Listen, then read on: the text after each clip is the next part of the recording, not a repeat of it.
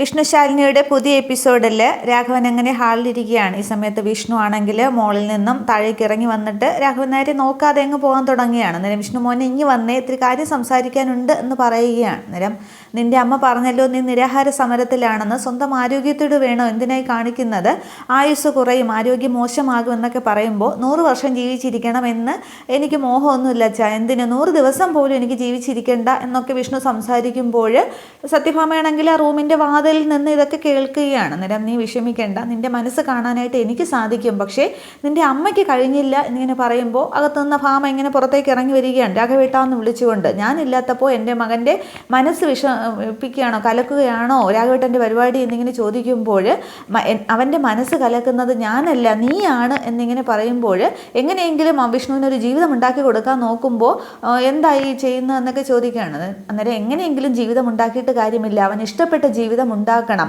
നിൻ്റെ നിനക്ക് ഇവനോട് സ്നേഹമുണ്ടായിരുന്നെങ്കിൽ ശാലിനിയെ നിൻ്റെ ജീവിതത്തിൽ നിന്നും അവൻ്റെ ജീവിതത്തിൽ നിന്നും അടർത്തി മാറ്റാനായിട്ട് നീ ശ്രമിക്കുമോ എന്ന് ചോദിക്കുമ്പോൾ ശാലിനി എന്നും പറഞ്ഞ് 6 വർഷമായിട്ട് ഞാൻ കേൾക്കുകയാണ്, അവളെന്താ നിങ്ങൾക്ക് കൈവേഷം തന്നിട്ടുണ്ടോ എന്ന് പറഞ്ഞ് ഭാമ അങ്ങ് ദേഷ്യപ്പെടുകയാണ്. അന്നേരം തന്നിട്ടുണ്ട്, കൈവേഷം തന്നിട്ടുണ്ട്, നന്മയുള്ളവരുടെ പേര് ഇങ്ങനെ എല്ലാവരും പറഞ്ഞുകൊണ്ടേയിരിക്കും, അത് നിനക്ക് മനസ്സിലാവാനായിട്ട് സാധിക്കില്ല എന്നൊക്കെ പറയുമ്പോൾ ഭാമയ്ക്ക് അങ്ങ് ദേഷ്യം വരികയാണ്. ഈ സമയത്ത് പിള്ള അവിടേക്ക് വരുന്നുണ്ട്. വിഷ്ണു ഒന്നും മിണ്ടാതെ അങ്ങ് നിൽക്കുകയാണ്. തുടർന്നും ഭാമ പറയുന്നുണ്ട്, വിഷ്ണുവിൻ്റെ ജീവിതം ഞാൻ പറയുന്ന കരയിൽ മാത്രമേ നങ്കൂരമിടുകയുള്ളൂ, അത് അങ്ങനെ തന്നെ ആയിരിക്കും എന്നൊക്കെ പറയുമ്പോൾ അതാണ് എൻ്റെ ആഗ്രഹം എന്ന് പറയുമ്പോൾ തീരുമാനം എന്ന് പറയുകയാണ്. അന്നേരം അത് തീരുമാനമല്ല, നിൻ്റെ ദുർവാശിയാണ് എന്നൊക്കെ പറയുമ്പോൾ ഭാമയ്ക്ക് അങ്ങോട്ട് അരിശം കൊണ്ട് നിൽക്കുകയാണ്. രാഘവൻ നായരുടെ എതിർത്തങ്ങ് സംസാരിച്ചുകൊണ്ട് നിൽക്കുന്നുണ്ട്.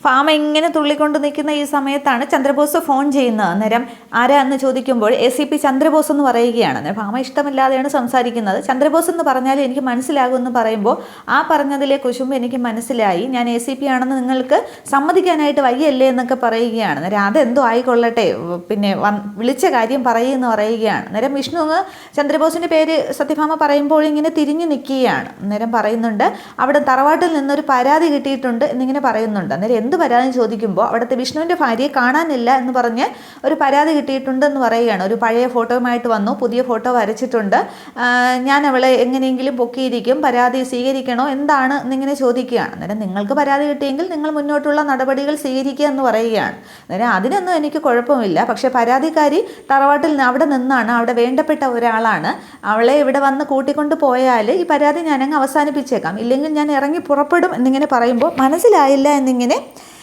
പിന്നെ ചന്ദ്രബോസിനോട് പിന്നെ സത്യഭാമ പറയുകയാണ്. അന്നേരം വിഷ്ണുവും പിന്നെ രാഘവൻ നായരും ഒക്കെ ഇവരുടെ സംസാരം, ഭാമയുടെ സംസാരം ഇങ്ങനെ ശ്രദ്ധിച്ച് എന്താണെന്ന് മനസ്സിലാവാതെ നിൽക്കുകയാണ്. അന്നേരം പരാതിക്കാരി നിങ്ങളുടെ കൊച്ചുമകളാണ് പത്മിനി എന്ന് പറയുമ്പോൾ നിങ്ങൾ എന്തായി പറയുന്നത്, പപ്പി അവിടെ വന്ന് പരാതി പറഞ്ഞെന്നോ എന്നിങ്ങനെ ചോദിക്കുകയാണ്. തുടർന്ന് എന്താ ഭാമയെന്ന് ഇങ്ങനെ രാഘവൻ നായരും തിരക്കുമ്പോൾ പപ്പി അവിടെ ചെന്ന് അല്ല വിഷ്ണുവിൻ്റെ ശാലിനിയെ കാണാനില്ല, ഭാര്യയെ കാണാനില്ല എന്ന് ആരോ പരാതി കൊടുത്തിരിക്കുന്നു എന്ന്, അതിനുശേഷമാണ് പത്മിനിയാണ് എന്നൊക്കെ പറയുന്നത്. അന്നേരം അവളെ ഇവിടെ വന്ന് കൂട്ടിക്കൊണ്ടുപോയ പരാതി അവസാനിപ്പിക്കുക എന്നിങ്ങനെ പറയുമ്പോൾ ശരി വന്നേക്കാം എന്ന് പറഞ്ഞ് ഭാമ അങ്ങ് ഫോൺ വയ്ക്കുകയാണ്. അന്നേരം ഫോൺ വെച്ച ശേഷം ഭാമ വീണ്ടും ദേഷിക്കുകയാണ്. കുടുംബം നശിച്ചു, കുടുംബം മുടിഞ്ഞു എന്നിങ്ങനെ പറയുമ്പോൾ എന്താ ഭാമയൊക്കെ എന്നൊക്കെ ചോദിക്കുന്നുണ്ട്. അന്നേരം പപ്പി അവിടെ ചെന്ന് പരാതി പറഞ്ഞിരിക്കുന്നു, ചേച്ചി അമ്മയെ കാണാനില്ല എന്ന് പറഞ്ഞ് വിഷ്ണു പെട്ടെന്ന് റെഡിയാവും, നമുക്ക് അവിടേക്ക് പോകാം എന്നിങ്ങനെ പറഞ്ഞിട്ട് സത്യഭാമ അങ്ങ് റൂമിനകത്തേക്ക് കയറി പോവുകയാണ്. അന്നേരം പപ്പി എന്നും പറഞ്ഞ് വിഷ്ണു ഇങ്ങനെ ആകെ എന്തമിട്ട് നിൽക്കുകയാണ്. അന്നേരം രാഘവൻ നായർ പറയുന്നുണ്ട്, ഈ കുട്ടി ഇത് എന്ത് ഭാവിച്ചാണ് പരാതിയുമായിട്ടൊക്കെ പോയിരിക്കുന്നത്, അവിടെ ഇറങ്ങി തിരിക്കുക എന്ന് പറഞ്ഞോ, അതിലെന്തോ ഒരു അർത്ഥമുണ്ടല്ലോ, എന്താ ഉദ്ദേശം എന്നിങ്ങനെ പറയുമ്പോൾ അച്ഛൻ എന്തായി പറയുന്നതെന്നിങ്ങനെ വിഷ്ണു ചോദിക്കുകയാണ്. അന്നേരം ഈ വീട്ടിൽ നിന്ന് ഒരാൾ അവളെ ശാലിനിയെ കാണാനില്ല എന്ന് പറഞ്ഞ് ഇറങ്ങി പുറപ്പെടണമെങ്കിൽ അതിലെന്തോ ഒരു കാര്യമുണ്ട്, അത് നിനക്ക് വഴിയെ മനസ്സിലായിക്കൊള്ളും, എന്തായാലും നീ പോകാൻ റെഡിയാവോ എന്നിങ്ങനെ വിഷ്ണുവിനോട് രാഘവൻ നായരും പറയുകയാണ്. ഇതേസമയം സ്റ്റേഷനിൽ ചന്ദ്രബോസ് ഇങ്ങനെ ആ പേപ്പർ ഇങ്ങനെ ചുരുട്ടി ഇങ്ങനെ ഒരു ബോൾ പോലെ ആക്കിയിട്ട് അങ്ങോട്ടും ഇങ്ങോട്ടും തട്ടിക്കളിക്കുകയാണ് കൈവച്ച്. അന്നേരവും പപ്പി ചോദിക്കുന്നുണ്ട്, പ്ലീസ് അങ്കിൾ ആ പടം ഒന്ന് കാണിച്ചതാ എന്നൊക്കെ ചോദിച്ചുകൊണ്ടിരിക്കുകയാണ്. ഈ സമയത്ത് വിഷ്ണുവും സത്യഭാമയും കൂടി കാറിൽ വന്നിട്ട് ആ ക്യാബിനിലകത്തേക്ക് കയറുന്നുണ്ട്.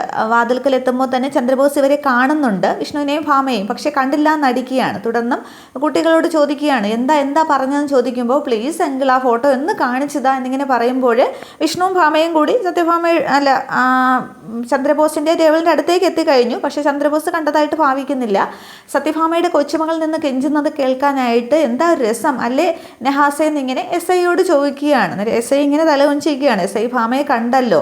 അന്നേരം വീണ്ടും വീണ്ടും ചോദിച്ചുകൊണ്ട് നിൽക്കുമ്പോൾ കുട്ടി ഇങ്ങനെ വീണ്ടും വീണ്ടും ചോദിക്കുകയാണ്. അന്നേരം ആളെ വിളിച്ചു വരുത്തി അപമാനിക്കരുത് ചന്ദ്രബോസെ എന്നിങ്ങനെ വിഷ്ണു അങ്ങ് ദേഷ്യത്തോടെ പറയുമ്പോൾ ചക്രവർത്തിനിയും തൃപ്പത്തൂറും കൂടി എഴുന്നള്ളിയായിരുന്നു, ഞാൻ കണ്ടില്ല കേട്ടോ എന്നിങ്ങനെ പറയുകയാണ്. ഈ നിൽക്കുന്നത് നിങ്ങളുടെ വീട്ടിലെ കുട്ടിയല്ലേ, ഫോട്ടോ വേണമെന്ന് പറഞ്ഞ് എൻ്റെ ഷൂ തുടയ്ക്കണമെന്ന് പറഞ്ഞില്ലെങ്കിൽ അതും ഇവൾ തുടച്ചേനെ എന്നിങ്ങനെ പറയുമ്പോൾ ഭാമ ഇങ്ങനെ ആകെ ദേഷ്യത്തിൽ നിൽക്കുകയാണ്. തുടർന്ന് പറയുന്നുണ്ട്, നിങ്ങൾ എന്തെങ്കിലും ഒരു തീരുമാനം പറയണം, ഒരു ചേച്ചിയമ്മയെ കാണാനില്ല എന്നും പറഞ്ഞൊരു പഴയ ഫോട്ടോയുമായിട്ട് ഇവിടെ വന്ന് കയറിയിരിക്കുകയാണ്. SI ഒരു പോങ്ങനായതുകൊണ്ട് കുട്ടികളുടെ താളത്തിനൊത്ത് നിന്നോ. സത്യഭാമയുടെ കോടതിയുടെ അത്ര ഇല്ലെങ്കിലും ചെറിയൊരു നിയമപാലന സംവിധാനമൊക്കെ നടത്തിക്കൊണ്ട് പോകുന്നവരാണ് ഞങ്ങൾ എന്നിങ്ങനെ പറയുമ്പോൾ വിഷ്ണു അങ്ങ് ആകെ ദേഷ്യത്തിൽ നിൽക്കുകയാണ്. നിങ്ങൾ എന്തെങ്കിലും ഒരു കാര്യം പറഞ്ഞാൽ, തീരുമാനം പറഞ്ഞാൽ നമ്മളൊരു കംപ്ലൈൻറ്റ് തരികയോ അതോ കംപ്ലൈൻറ്റ് ഇല്ല എന്ന് പറഞ്ഞ് ഈ കുട്ടികളെ വിളിച്ചുകൊണ്ട് പോവുകയോ ചെയ്യുക എന്നൊക്കെ പറയുമ്പോൾ ഭാമയൊന്നും മിണ്ടുന്നില്ല. ഭാമ ഇങ്ങനെ ആകെ ദേഷ്യത്തിൽ നിൽക്കുകയാണ്.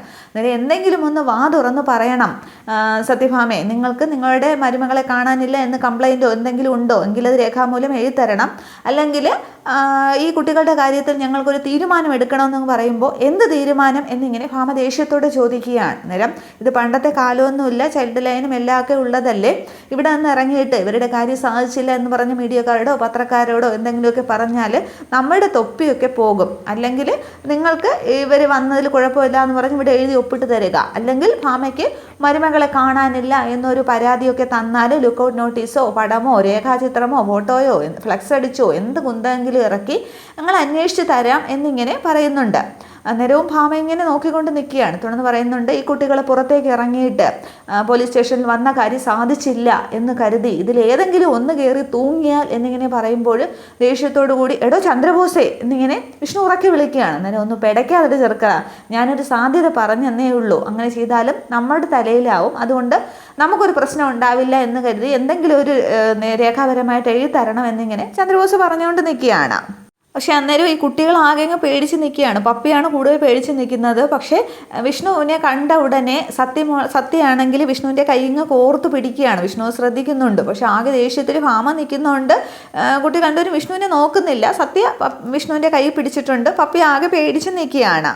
അപ്പോൾ സത്യഭാമ എന്തു പറയുന്നു, മരുമകളെ അന്വേഷിച്ച് ഭാമയുടെ സമക്ഷം ഹാജരാക്കട്ടെ എന്നിങ്ങനെ ചോദിക്കുമ്പോൾ വേണ്ട എന്നിങ്ങനെ പൊട്ടിത്തെറിച്ച് ഭാമ പറയുകയാണ്. അന്നേരം വിഷ്ണു ഇങ്ങനെ ഭാമയെ തന്നെ നോക്കുകയാണ്. അന്നേരം ഈ ഒരൊറ്റ വാക്ക് അത് മാത്രം മതി എനിക്ക് എന്ന് പറഞ്ഞിട്ട് മേശപ്പുറത്തേക്ക് കൈ കൊണ്ട് ഇങ്ങനെ അടിച്ചിട്ട് ചന്ദ്രബോസ് എഴുന്നേൽക്കുകയാണ്. അന്നേരം ആ ഫോട്ടോയാണെങ്കിൽ ചുരുട്ടി കയ്യിലിങ്ങനെ പൊക്കിയും താത്തും ഒക്കെ കളിക്കുകയാണ്. തുടർന്ന് വിഷ്ണുവിൻ്റെ അടുത്തേക്ക് ചെന്ന് വിഷ്ണുവിൻ്റെ തോളിൽ കൈ വെച്ചിട്ട് അത് പതുകെയാണ് പറയുന്നത്, നിൻ്റെ അമ്മ പറഞ്ഞത് കേട്ടില്ലേടാ, നിൻ്റെ ഭാര്യയെ കണ്ടുപിടിക്കേണ്ടെന്ന്, നീ നിൻ്റെ ഭാര്യയും കൂടി എന്നെ അങ്ങോട്ട് എന്തോ ഒലത്തുമെന്നല്ലേ പറഞ്ഞത്, എന്നിട്ടിപ്പോൾ എന്തായി എന്നിട്ട് പിള്ളേർ എന്തിനാടാ പടം വരയ്ക്കാൻ പറഞ്ഞു വിട്ടതെന്നിങ്ങനെ ചോദിക്കുമ്പോൾ ഞാൻ പറഞ്ഞു വിട്ട പിള്ളേരാണെങ്കിൽ പടം പേപ്പറിലല്ല വരയ്ക്കുന്നത്, തൻ്റെ നെഞ്ചത്തായിരിക്കും എന്നിങ്ങനെ വിഷ്ണു കടുപ്പിച്ച് തോന്നിയിട്ട് ആ മാല ഇങ്ങനെ ചുരുട്ടിയിട്ട് ഇങ്ങനെ അങ്ങ് മാറ്റി എറിയുകയാണ്. അന്നേരം ചന്ദ്രബോസ് ഒന്ന് പേടിച്ചു പോകുന്നുണ്ട്. ഇനി നമ്മൾ തമ്മിലുള്ള കളി ഇങ്ങോട്ട് തുടങ്ങാൻ പോകുന്നതേ ഉള്ളൂ എന്നുകൂടി വിഷ്ണു കടുപ്പിച്ച് പറയുമ്പോൾ ചന്ദ്രബോസ് ആ വിഷ്ണുവിൻ്റെ തോളിലെ കൈ അങ്ങ് മാറ്റുകയാണ്.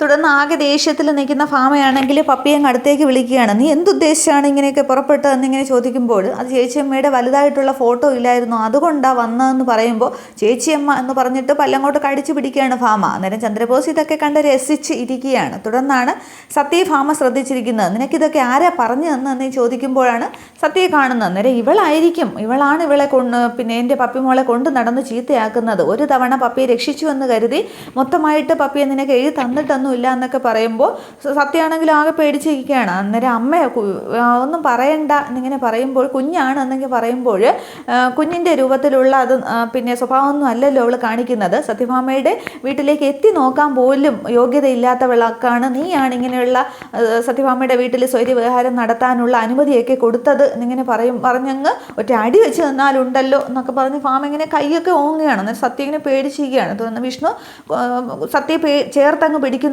അമ്മ മതി നിർത്ത്, ഇതൊരു കൊച്ചു കുഞ്ഞാണ്, ഇങ്ങനെയൊന്നും സംസാരിക്കരുത്, അമ്മ പപ്പിയെ കൂട്ടാനല്ലേ വന്നത്, അവളെയും കൂട്ടി പൊയ്ക്കോ, അത് അതിൻ്റെ പാട്ടിന് പൊയ്ക്കോട്ടെ എന്നിങ്ങനെ വിഷ്ണു ആകെ ദേഷ്യപ്പെട്ട് പറയുകയാണ്. പക്ഷേ സത്യയെ വിഷ്ണു ആണെങ്കിൽ ചേർത്ത് പിടിച്ചിട്ടുണ്ട്. സത്യ ആകെ പേടിച്ച് നിൽക്കുകയാണ്. അന്നേരം ഇനി ഒരു തവണ കൂടി എൻ്റെ പപ്പിമോളുടെ കുറുകെ എങ്ങാണ് ഇവൾ വന്നാൽ നോക്കിക്കോ എന്നിങ്ങനെ ഒന്നുകൂടി കൈ ഓങ്ങി പറഞ്ഞിട്ട് പപ്പിയെയും വിളിച്ചുകൊണ്ട് സത്യഭാമ അങ്ങ് പുറത്തേക്ക് ഇറങ്ങുന്നുണ്ട്.